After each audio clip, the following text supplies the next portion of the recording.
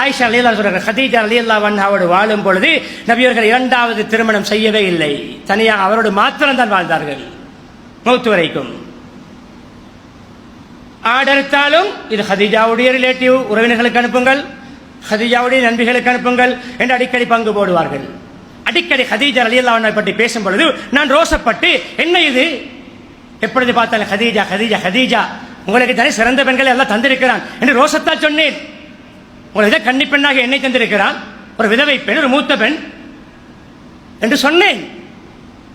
உடனே சொன்னார்கள் முஹம்மது ஸல்லல்லாஹு அலைஹி வஸல்லம் அவர்கள், கதீஜாவை விட சிறந்த பெண் எனக்கு அல்லாஹ் தரவில்லை, முதல் மனைவியை விட நல்ல மனைவி எனக்கு கிடைக்காது. எல்லோரும் என்னை பொய்ப்பித்த பொழுது என்னை நம்பினார், எல்லோரும் என்னை ஒதுக்கிய போது என்னை அரவணைத்தார், எல்லோரும்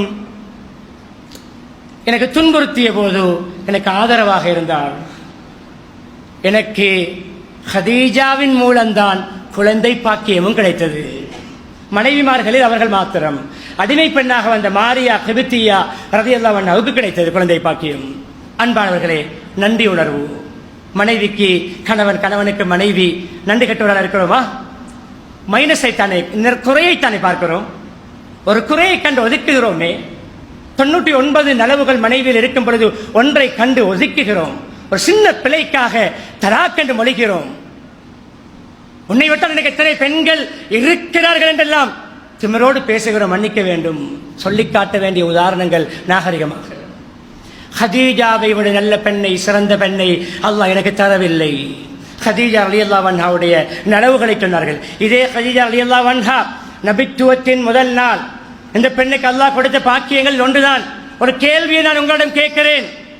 முஹம்மது என்ற வாலிபரை 25 வயதிலே 40 வயதாக இருக்கின்ற கதீஜா மனைவி கணவனாக அடைந்து 15 வருடங்களிலே நபியாக, முஹம்மதுன் நபியாக, ஒரு கேள்வியை நான் உங்களிடம் கேட்கிறேன். ஒரு ஜெனரல் நாலேஜாக இருக்கலாம்.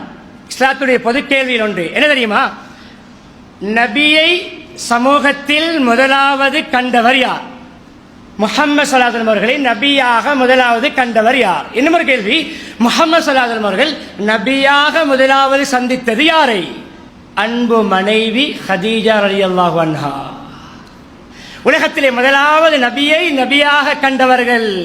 நபி அவர்களும் நபியாக எத்தனையோ நண்பர்கள் இருந்தார்கள். மனைவியுடைய முகத்தில் தான் நபியாக முதலாவது முடித்தார்கள். இன்று சிலர் சந்தோஷமான விடயங்களை கடைசியாகத்தான் மனைவியோடு பகிர்வது. ஏன் மனைவிக்கு முதலாவது சொல்லக்கூடாது? சந்தோஷமான விடயங்களை பெற்றோர் இருந்தால் பெற்றோர்கள் முதலாவது. அந்த அன்பு வித்தியாசம். முதலாவது பகிர வேண்டியது மனைவியோடு, மனைவி கணவனோடு.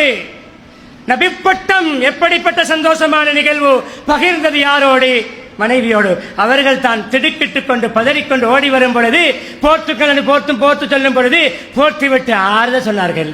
என்ன சொன்னார்கள்? அல்லாஹ் உங்களை வீணாக்க மாட்டான், நீங்கள் நல்லவர், சமூக பணியாளர், சமூக தொண்டு செய்யக்கூடியவர், கஷ்டப்படக்கூடியவர்களுக்கு உதவி செய்யக்கூடியவர், இல்லாதவர்களுக்கு நீங்கள் சம்பாதித்து செலவழிக்கக்கூடியவர். கணவனுக்கு மனைவி ஆறுதலாக, மனைவிக்கு கணவன் ஆறுதலாக. நன்றி உணர்வு.